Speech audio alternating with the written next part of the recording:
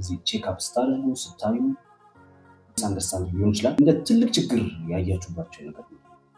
አንደኛ ነገር ላይ ስቴት ኦፍ ሄልዙ መቀነሱ ወይም ደግሞ የባትሪው ጤንነት ላይ ያለው ባትሪ በባህሪው ካሌንደር ኤጂንግ አለው ዲግሬድ ያደርጋል ያው ስሩ ታይም ማለት ነው። ያን ነገር ደግሞ የሚያመጣው ምንድነው? አንደኛው ሴል ኢምባላንስ ነው ዲግሬድ ያደርጋል ያው ስሩ ታይም ማለት ነው። ያን ነገር ደግሞ የሚያመጣው ምንድነው? አንደኛው ሴል ኢምባላንስ ነው።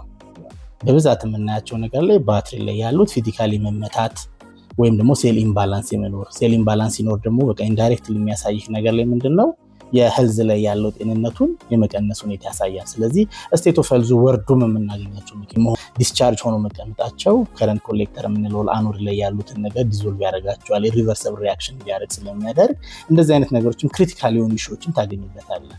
ፎልቶች መኖር፣ ሶፍትዌር ግሊች ማድረግ እንደዚህ አይነቶችም ነገር ላይ ብዙ የሚያጋጥሙ ነገሮች ናቸው። በጣም ብዙ ላይ በዚህ አጋጣሚ አንጠይቅ ነበር ከባትሪ አንፃር ነው ከባትሪው ቼክ ዘስ በስካንዶች የሚደረገው ባትሪ ከዛ ውጪ ግን በጣም ከፍተኛ ወጪ ሊያስወጡ የሚችሉ ውስጡ ማቴሪያል ላይ ምን አሉ እስቲ ለምሳሌ በጣም ከባትሪ ውጪ ይሄ ነገር ቢበላሽ ከፍተኛ ወጪ ያስወጣናል ቼክ ሳናደርግ ብንገዛ የትኛውን ውስጥ ኢምፕሊመንት አደረግናል?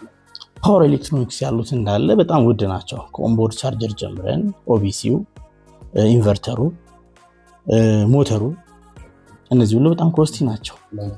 ኩላንት ፓምፑ ማለት ኮምፖነንቶቹ ትንሽ ናቸው ግን ዳር ኮስቲ። ጥሩ ሀሳቦችን እያነሳን ነው። የአብርሃምን ሲሆን